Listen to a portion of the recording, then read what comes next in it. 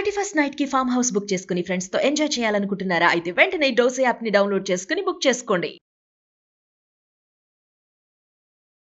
ఓం శ్రీ గురుభ్యో నమః. శ్రీ మహాగణాధిపతయ నమః. శ్రీమాత్రే నమః. కర్కటే పూర్వ ఫల్గుణ్యాం తులసీకాననోద్భవాం పాండ్యే విశ్వంభరాం గోదాం వందే శ్రీరంగనాయకీం. నీళాతుంగస్తనగిరితటీ సుప్తముద్బోధ్య కృష్ణం పారార్జం స్వం శృతిశతశిరసిద్ధమధ్యాపయంతి స్వోచ్ఛిష్టాయాం సృజినిగళితం యా బలాత్కృత్య భుంక్తే గోదా తస్యై నమ ఇదమిదం భూయ ఏవాస్తు భూయః.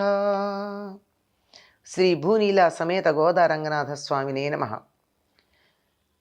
தூமணிமாடத்துச்சுத்தும் விளக்கெரிய தூபம் கமலத்துல இளை மேல் கண் வளரும் மாமான் மகளே மணிக்கதவம் தாழ்த்திழவாய் மாமீர் அவளை எழுப்பீரோ உன்மகள்தான் ஊமையோ அன்றிச் செவிடோ அனந்தலோ ஏம பெருந்துயில் மந்திரப்பட்டாளோ மாமாயன் மாதவன் வைகுந்தன் என்றென்று நாமம் பலவும் నవింద్రేలోరెంబావాయ్. 9వ నాటి ఉదయం అంటే అప్పటికే బ్రాహ్మీ ముహూర్తానికి నిద్రలేచినటువంటి గోదాదేవి చెరులతో కలిసి స్నానవ్రతం చేయడానికి బయలుదేరుతోంది. ఇక్కడ స్నానవ్రతం అంటే మనం ఒక్క మాట చెప్పుకోవాలి.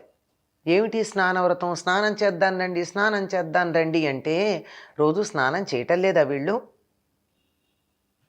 మామూలుగా చేసేటటువంటిది మలాపకర్షణ స్నానం, లేదా సంకల్పం చెప్పుకుని పుణ్యతీర్థాల్లో చేసేటటువంటిది, పుణ్యతిథుల్లో చేసేది అఘమర్షణ స్నానం.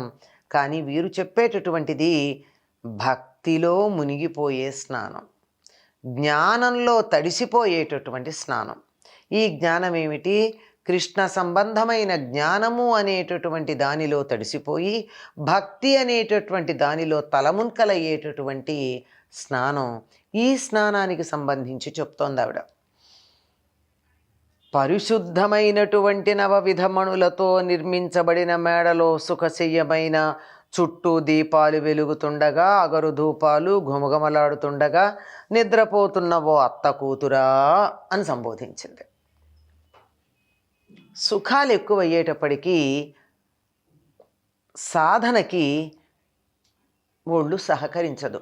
ఇంకొంచెం సేపు పడుకుందాం, ఇంకొంచెం ఎంత సుఖంగా ఉంది, ఎంత హాయిగా ఉంది, ఈ హాయిని అనుభవిద్దామనేటటువంటి భావన ఉంటుంది.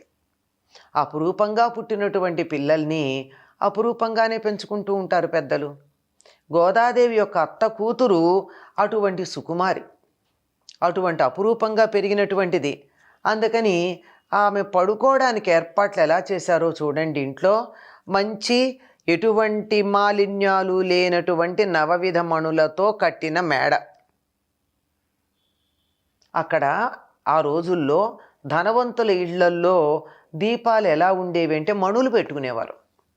అవి చీకటి పడగానే ఎంత చీకటి పడితే అంత ఎక్కువ కాంతినిస్తూ మన కంటికి కావలసిన కాంతిని ఇవ్వగలుగుతూ ఉంటాయి. ఆ దీపాలకు మళ్ళీ ఆముదం పోయడం, ఒత్తి వేయడం, వెలిగించడం లాంటి శ్రమలు ఉండవు. పొగ వస్తుంది కదా దానికి.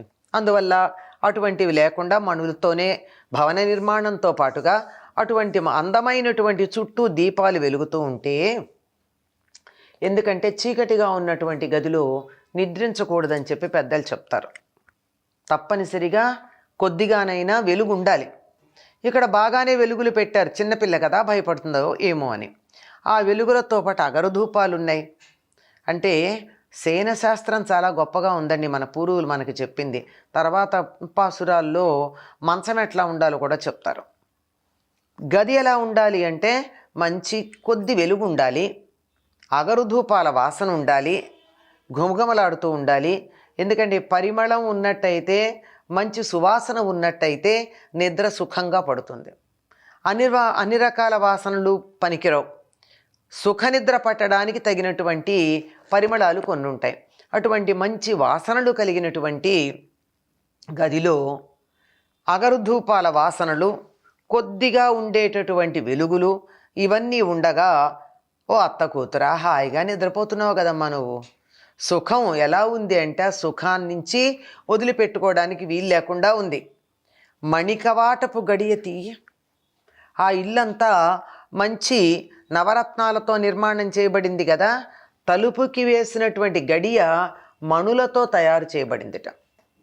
మరి ఏం మణో, పచ్చలో కెంపులో ఏమో అటువంటి వాటితో ఒక గడియ తయారు చేస్తే ఆ గడియ తలుపు తీయమ్మ. పోనీ పిల్ల వినటల్లా.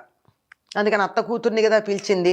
ఓ అత్త, నువ్వైనా ఆవిడ్ని లేపు, నీ కూతుర్ని. ఎప్పుడైనా సరేనండి, పిల్లలు సరిగ్గా లేకపోతే తల్లికి చెప్తారు బుద్ధులు చెప్పమని. అత్త నువ్వు లేపు. ఏం నీ కూతురు లేవలేదు ఇంకా? నీ కూతురు ఏమన్నా మూగదా? మాటలు రావా ఏమిటి? లేదా చెవిటిదా? మేమింత పిలుస్తున్నా వినపట్లేదంటే చెవుడేమైనా వచ్చిందా? సమాధానం చెప్పట్లేదంటే మూగదయిందా? ఏదన్నా జాడ్యం ఉందా? అంటే రోగం ఏమన్నా ఉందా? వ్యాధి ఏదో గొంతు బొంగురుపోయిందనుకోండి, బాగా ఎక్కువగా ఉందనుకోండి, నోట్లోంచి మాట పెకలించుకుని రాదు జలుబు ఎక్కువైతే. అలాంటిది ఏదన్నా ఉందా సమస్య? జాడ్యం ఏమైనా ఉందా? లేదా ఎవరైనా కదిలితే ఊరుకోమని కాపలా ఉండి బెదిరించి కదలనీయకుండా చేస్తున్నారా? ఎవరన్నా భయపెట్టి ఉన్నదాన్ని కదలనీయటం లేదా? లేకపోతే గాఢ నిద్రపోయేటట్టు ఎవరన్నా మంత్రం వేశారా? మంత్రం వల్ల ఆ విధంగా నిద్రపోతూ ఉన్నదా? ఏమో, ఇవే కారణాలు లేవలేకుండా ఉండడానికి. కనుక మేమంతా ఏమని పిలుస్తున్నాం? మా మాయన్ మాధవన్ వైగుందన్. మహామాయావి, మాధవ, వైకుంఠవాస అని అనేక నామాలతో కీర్తిస్తూ ఉంటే ఆవిడ కూడా మాతో పాటు కృష్ణుణ్ణి కీర్తించాలి కదా. అలా కీర్తించేట్టు చేయడానికి ఆవిడ్ని లేపమ్మా, లేచేట్టు చెయ్యి అని అత్తని సంబోధించి చెప్తోంది. అత్త కూతురు నిద్ర లేవలేదని అత్తని సంబోధించి నీ కుమార్తె నిద్ర లేపవమ్మా అంటోంది. అంటే కొంతమంది భక్తులైనటువంటి వారు భగవంతుని సేవించుకోవడానికి కానీ, లేక సాధకులైనటువంటి వారు సాధన చేయడానికి కానీ రాని పరిస్థితులు ఉంటాయి. అవి ఏమై ఉండాలి? సమయం తెలియకుండా పిలుస్తూ ఉంటే వినపడకపోయి ఇంకా వాళ్ళు వచ్చి పిలుస్తారులే అని ఆగి చెవిటి వాళ్ళు అయి ఉండడమో, సమాధానం చెప్పడానికి మాట రాకపోవడమో కారణాలు అయి ఉండొచ్చు. ఇదేమీ కాక వేరే పెద్ద వ్యాధి ఏదైనా ఉండొచ్చు. సాధన ఆగడానికి ఇవి కారణాలు. ఇవి కాకపోతే వేరేవి కూడా ఉంటాయి. నువ్వు గుడికి వెళ్ళడానికి వీల్లేదు అని అడ్డుపడేవాళ్ళు ఉండొచ్చు. మనం ఈనాడు కూడా చూస్తూ ఉంటాం కొంతమందిని. గుడికి వెళ్ళాలన్నా, పూజ చేసుకోవాలన్నా నువ్వు ఇవి చేయడానికి వీల్లేదు అని అడ్డుపడేటటువంటి వాళ్ళు ఉంటారు.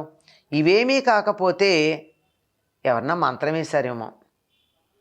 నిద్ర మెళుకు రాకుండా గాఢంగా నిద్రపో, నువ్వు మేలుకోవడానికి వీల్లేదు, నువ్వు మేలుకున్నట్టయితే గుడికి వెడతావు, కృష్ణుణ్ణి చూస్తావు, నువ్వు ఈ పని చేయడానికి వీల్లేదని ఏమన్నా మంత్రించారా? అంటే ఎన్ని రకాల ఆలోచనలు చేస్తోందో చూడండి. ఇంతకన్నా మరొక అవకాశం లేదు. ఇంత పిలిచినా బయటికి రావడం లేదు ఆ గోపిక అంటే, అయితే చెమిటిదన్నా అయి ఉండాలి, మోగదన్నా అయి ఉండాలి, లేకపోతే ఆవిడికి ఏదన్నా వ్యాధి వచ్చి ఉండాలి, లేదా ఎవరన్నా కాపలా ఉండి నోరెత్తడానికి వీల్లేదు, కదలడానికి వీల్లేదని భయపెడుతున్నా ఉండాలి, లేదన్నా మంత్రించి కదలడానికి వీల్లేదని కూర్చోబెట్టాలి.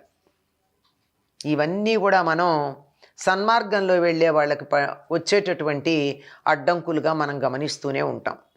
వీటిల్లో ఏ ఒక్కటి ఉన్నా సాధన అక్కడ ఆగిపోతుంది. భగవత్ సేవ చేయడం అన్నది కుదరకుండా ఇబ్బంది కలుగుతుంది. ఇంతకన్నా వేరే రకాలైనటువంటి విఘ్నాలు భగవద్భక్తులకు ఉండవు. కనుక అట్లాంటిది ఏమన్నా జరిగిందా, మాతో పాటుగా నీ కూతుర్ని లేపితే ఆవిడ కూడా మహామాయావి, వైకుంఠవాస, మాధవ అని కీర్తిస్తుంది. అలా కీర్తన చేయడం మనకే మంచిది కదా.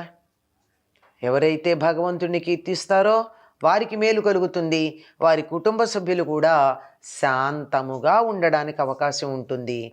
తప్పనిసరిగా నిద్రలేపమ్మా అత్త కూతురా లే అని చెప్పి లేవలేకపోతే అత్త నువ్వన్నా లేపని బాధ్యత తల్లి మీద పెట్టింది.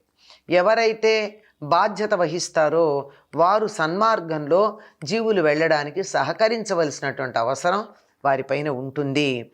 ఆ మాటను కూడా ఇక్కడ కొద్దిగా సూచన చేయడం ఉంది. ఇంట్లో పిల్లలకి భక్తి లేదు అంటే భక్తి ఉండాలి అనే సంగతిని చెప్పకపోవటం అనే దోషం పెద్దల మీదే ఉంటుందన్నది ఒక చిన్న సూచన ఈ పాసురంలో మనకి కనపడుతూ ఉందండి.